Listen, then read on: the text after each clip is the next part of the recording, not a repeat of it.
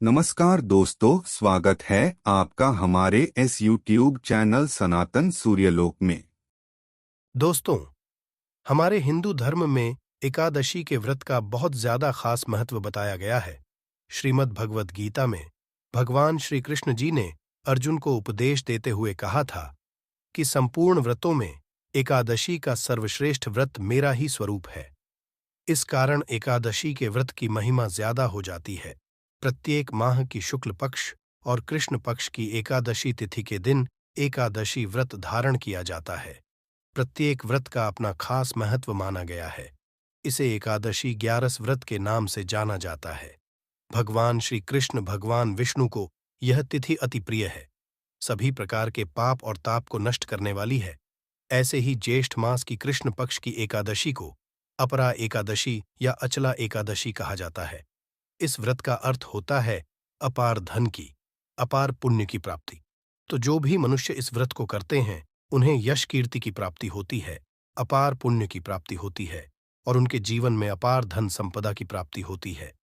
इस दिन भगवान श्री विष्णु की पूजा तुलसी चंदन कपूर और गंगा जल से करनी चाहिए, जिससे कि समस्त कामनाएं भी पूर्ण होती हैं और पापों से भी मुक्ति मिल जाती है।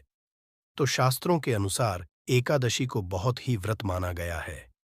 यदि आप इस एकादशी का व्रत धारण करते हैं तब तो अत्यंत ही शुभ है। लेकिन यदि आप किसी भी कारणवश एकादशी का व्रत नहीं कर पाते हैं तो ऐसे में भी यदि आप भगवान श्री विष्णु की विधि विधान से पूजा करते हैं, सात्विक भोजन करते हैं, आज आप चावल का त्याग कर देते हैं, तो आपको एकादशी व्रत के समान ही पुण्य फल प्राप्त होता है। प्रिय भक्तगणों, आज की इस वीडियो में हम ज्येष्ठ माह के कृष्ण पक्ष की अपरा एकादशी के विषय में बात करेंगे। आज हम आपका कंफ्यूजन दूर करेंगे कि आपको अपरा एकादशी व्रत कब रखना है, 2 जून या फिर 3 जून को। लेकिन वीडियो को पूरा देखिएगा, तभी आपकी कंफ्यूजन दूर होगी। तो आज की वीडियो में हम जानेंगे कि अपरा एकादशी इतनी महत्वपूर्ण क्यों है, इसका महत्व, अपरा एकादशी कब है, व्रत कब रखें, व्रत का पारण कब करें, एकादशी और द्वादशी तिथि कब से कब है, पूजा का शुभ समय क्या है, राहु काल का समय क्या है, व्रत का पारण किस दिन करेंगे और किस चीज से करें, हरिवासन कब से कब तक है। तो सारी बातें आज की इस वीडियो में जानेंगे, तो आप अंत तक वीडियो में बने रहें। नमस्कार दोस्तों, स्वागत है आप सभी का एक बार फिर से आपका पसंदीदा चैनल गरुड़ धर्मार्थ में। दोस्तों, वीडियो शुरू करने से पहले एक बार पूरी श्रद्धा के साथ कमेंट सेक्शन में लिखें, जय श्री हरि विष्णु। भगवान हरि की कृपा आप पर सदैव बनी रहेगी।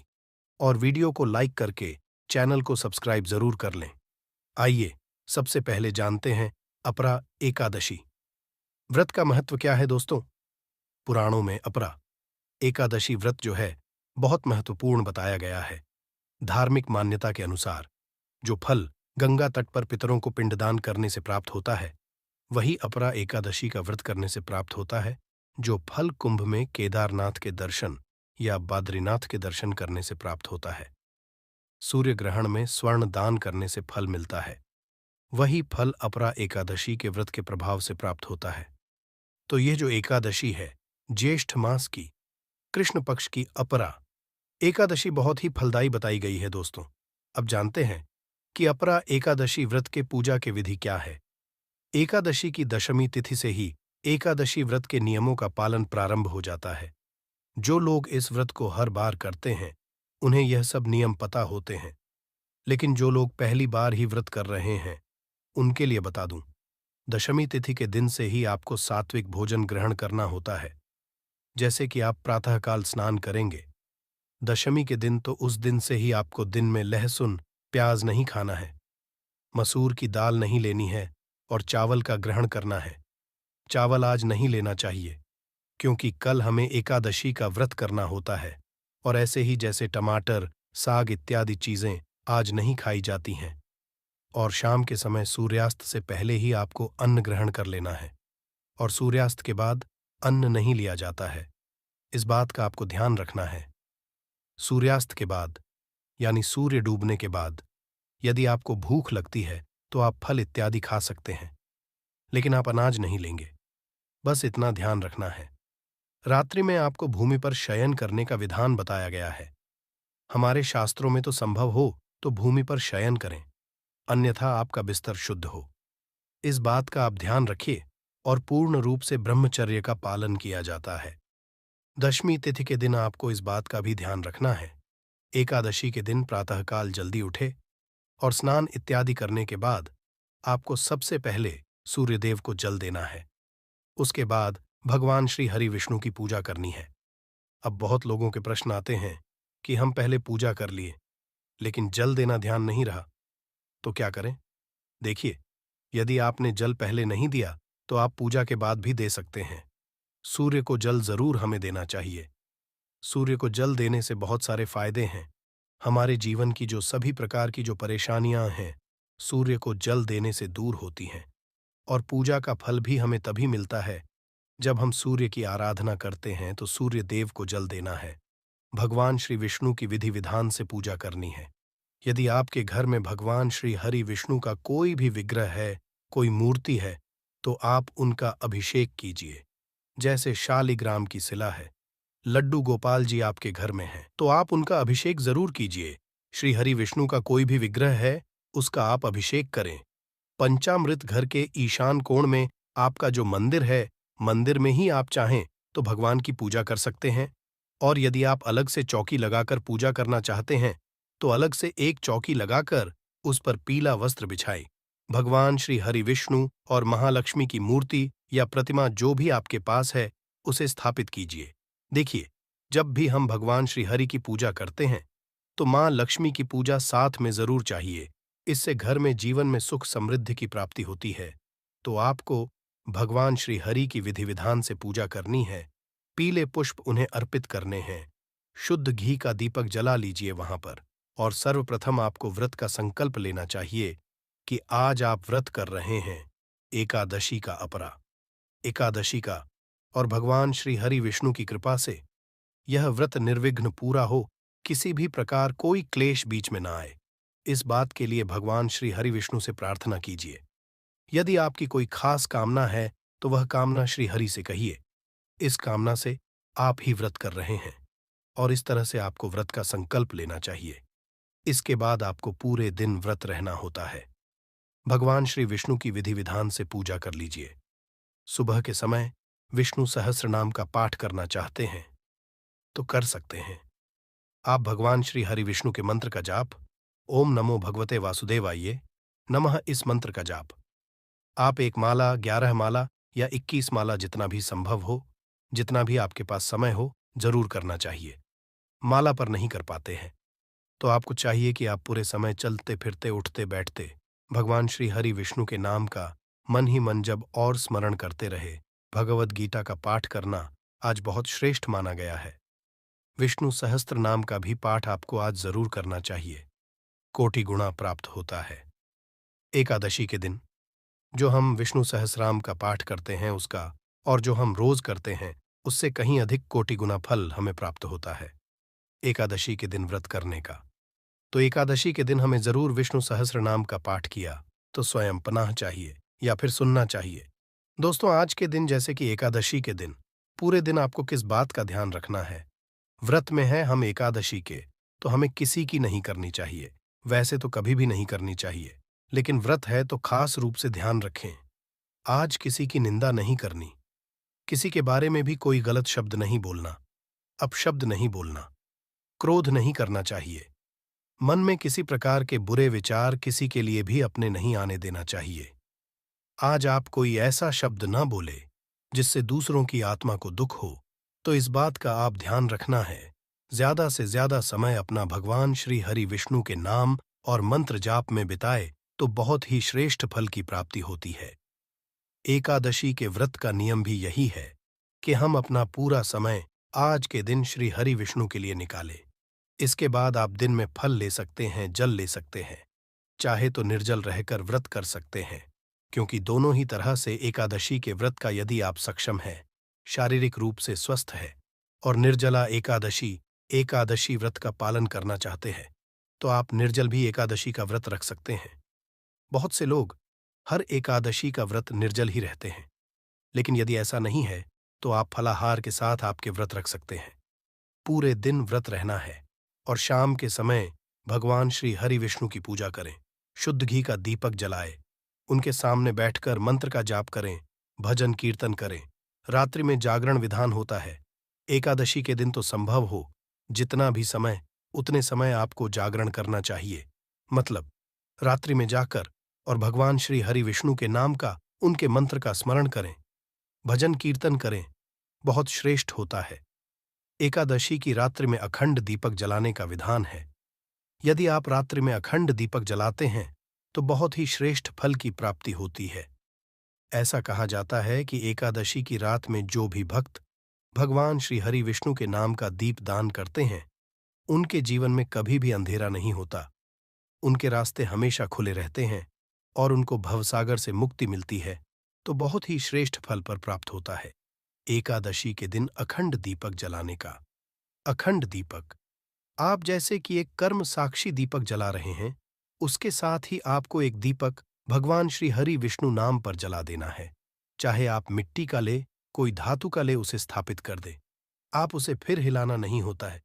जैसे हम नवरात्रि में अखंड दीपक जलाते हैं, बिल्कुल वैसे ही तो शाम को जला दीजिए और पूरी रात्रि जलता रहे। बुझे ना, इस बात का ध्यान रखिए, सुबह तक कम से कम जलता रहे। इस बात का आपको ध्यान रखना इतना कि आपको उसमें भर देना है। शुद्ध घी का ही दीपक होना चाहिए। एकादशी के दिन इस बात का भी आपको ध्यान रखना चाहिए। एकादशी के दिन प्रातःकाल जल्दी उठे और स्नान इत्यादि करने के बाद भगवान श्री हरि विष्णु की पूजा करनी है। आपको पूजा के बाद आपको किसी को दान करना चाहिए। किसी ब्राह्मण को या किसी जरूरतमंद को घर बुलाकर भोजन कराए तो सर्वश्रेष्ठ है। लेकिन यदि ऐसा संभव नहीं है तो किसी के निमित्त आप पर कुछ भोजन की सामग्री निकाल दीजिए, जैसे कि कच्ची आटा, दाल, सब्जियां, फल, फ्रूट, जो भी आप दान करना चाहते हैं। वस्त्र इत्यादि भी दान कर सकते हैं। और आज आप फलों का दान करें, जैसे कि सीजनल जो फल होते हैं, खरबूज, तरबूज, इन सब चीजों का दान बहुत श्रेष्ठ माना जाता है। कोई भी फल जो आप दान करना चाहते हैं, जरूर निकाले, अपने सामर्थ्य अनुसार दान करना चाहिए। लेकिन कम से कम एक व्यक्ति के लिए भोजन की सामग्री आज जरूर दान करनी है। और उसके बाद शुभ मुहूर्त में आपको पारण करना होता है। लेकिन पारण सही विधि से ना किया जाए। हमारे शास्त्रों में बताया गया है कि यदि कोई व्यक्ति निर्धारित पारण समय के अंदर एकादशी का पारण नहीं करता है तो उसे द्वादशी पर फिर से पूरा दिन उपवास करना पड़ेगा और वह त्रयोदशी पर ही उसे पूर्ण कर पाएगा। कई बार कुछ लोग यात्रा में होते हैं, फिर भूल जाने के कारण एकादशी व्रत तो कर लेते हैं लेकिन उसका पारण नहीं कर पाते। ऐसे प्रसंगों में व्यक्ति को सावधानी पूर्वक याद से एकादशी व्रत का पारण जरूर करना चाहिए, तो इस व्रत का पूरा फल प्राप्त नहीं होता है। व्रत का पारण समय के अंदर ही करे। आप भगवान से प्रार्थना करते हुए स्वयं भी एकादशी व्रत का पारण करके स्वयं पारण करने जा रहे हैं, तो सबसे पहले भगवान के समक्ष जाइए, हाथ में गंगा जल लीजिए और आपने एकादशी के दिन जो संकल्प लिया था उसे भगवान को अर्पित करते हुए प्रार्थना करिए। हे केशव, मैं अज्ञान रूपी अंधकार से अंधा हो रहा हूं। इस व्रत द्वारा प्रसन्न होकर मुझ पर कृपा कीजिए। मुझे अपनी भक्ति और ज्ञान रूपी नेत्र प्रदान करिए। इस प्रकार भगवान से प्रार्थना करते हुए एकादशी का फल भगवान के चरणों में अर्पित करें। आदर्श स्थिति तो यही होती है कि आप जगन्नाथ जी के पूरी में मिलने वाले सूखे चावल लेकर उससे व्रत का करें। लेकिन यदि वह चावल आपके पास नहीं है तो आप भगवान को अर्पित कोई भी अन्य युक्त प्रसाद लेकर पारण कर सकते हैं। निर्जल व्रत रखा था, जिन्होंने जल के साथ व्रत रखा था, वह फल या दूध के साथ पारण कर सकते हैं। लेकिन जिन्होंने एक समय पर फल, दूध या एकादशी प्रसाद लिया था, वह अन्न युक्त प्रसाद से ही व्रत का पारण कर सकते हैं। तो इस प्रकार एक संपूर्ण विधि और पूर्ण और श्रद्धा के साथ एकादशी का पारण कर सकते हैं और अपने एकादशी व्रत को पूर्ण कर सकते हैं। आइए अब जानते हैं एकादशी तिथि कब से प्रारंभ है, शुभ मुहूर्त। लेकिन उससे पहले अभी तक दोस्तों अपने वीडियो को लाइक नहीं किया है तो वीडियो को लाइक करके हिंदू रिलीजियस टेल्स चैनल को सब्सक्राइब जरूर कर दें। इस बार एकादशी की तिथि प्रारंभ होगी 2 जून रविवार की सुबह 5:05 से। इससे दशमी तिथि रहेगी और एकादशी की तिथि समाप्त होगी। 3 जून सोमवार की सुबह 2:41 पर, क्योंकि एकादशी की तिथि इस बार 2 दिन रहने वाली है, ऐसे में इस बार दोनों ही दिन एकादशी का उपवास रखा जाएगा। 2 जून रविवार को पड़ने वाला एकादशी का व्रत दशमी तिथि युक्त एकादशी का रहेगा, और ऐसे में जो भी गृहस्थ जन है वो इस उपवास रख सकते हैं। लेकिन जो भी लोग होते हैं जिन्होंने गुरु मंत्र की दीक्षा ली होती है, उन्हें द्वादशी तिथि मिली हुई एकादशी का व्रत रखना चाहिए। ऐसे में आप चाहे तो 2 जून रविवार का व्रत रख सकते हैं। लेकिन मोक्ष प्राप्ति की इच्छा रखने वाले सभी भक्तों को द्वादशी तिथि एकादशी का ही व्रत रखना चाहिए। इसलिए इस बार 3 जून सोमवार को भी एकादशी का व्रत रहेगा, क्योंकि वैष्णव एकादशी होगी। इस दिन भले ही एकादशी तिथि सुबह ही समाप्त हो गई हो, लेकिन यह बहुत ही शुद्ध एकादशी मानी जाती है। व्रत रखते समय आपको इस बात का भी ध्यान देना चाहिए कि अगले दिन द्वादशी तिथि पर सुबह के समय हरिवासन ना हो। यदि सुबह के समय हरिवासन होता है, उस समय व्रत नहीं खोला जाता है। हमेशा हरिवासन का समय समाप्त होने के बाद व्रत खोला जाता है।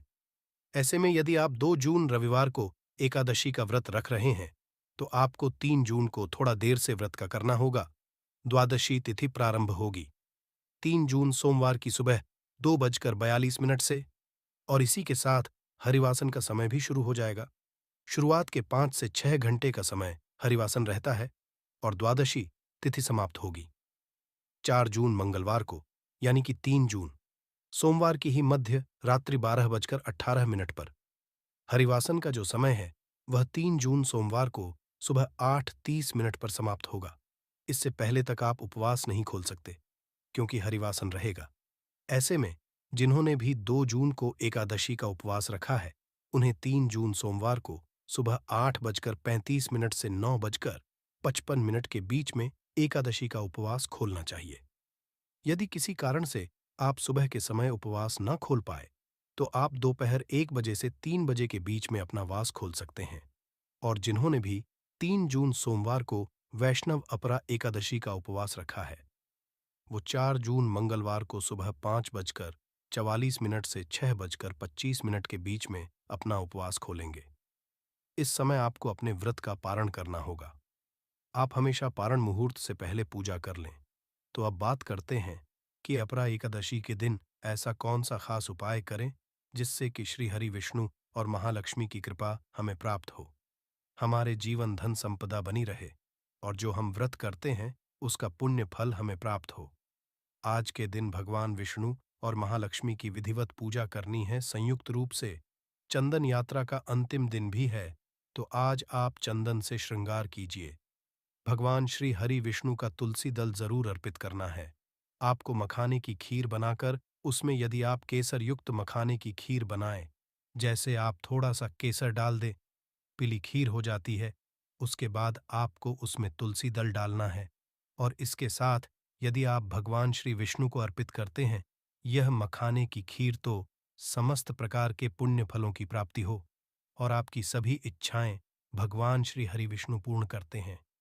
महालक्ष्मी की जब पूजा कर रहे हैं तो गुलाब के पुष्प उन्हें जरूरत अर्पित कीजिए, और जब आप गुलाब के पुष्प अर्पित कर रहे हैं, महालक्ष्मी के का जाप कीजिए। श्री हरि ओम, श्री प्रसिद्ध प्रसिद्ध श्री एवं हरि ओम, श्री ओम।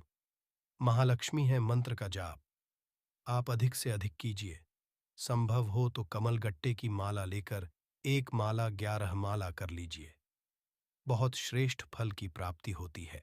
एकादशी के दिन महालक्ष्मी के मंत्र का जाप करने का, भगवान श्री हरि विष्णु के मंत्र का जाप करने का, इस मंत्र का जप करें।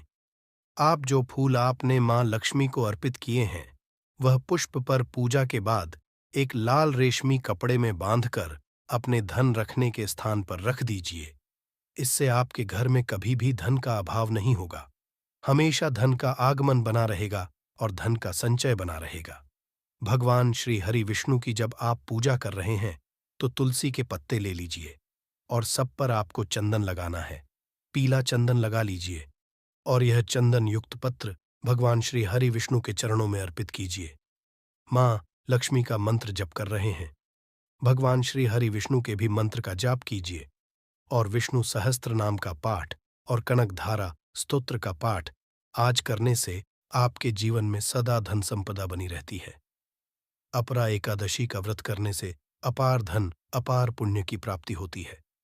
इस दिन विधि विधान से भगवान श्री विष्णु की यदि आप पूजा करते हैं, मां लक्ष्मी की पूजा करते हैं, नियमों का पालन करके इस व्रत को करते हैं, तो आपके जीवन में सदा धन संपदा बनी रहती है और सभी प्रकार के पाप कर्मों से भी मुक्ति मिलती है।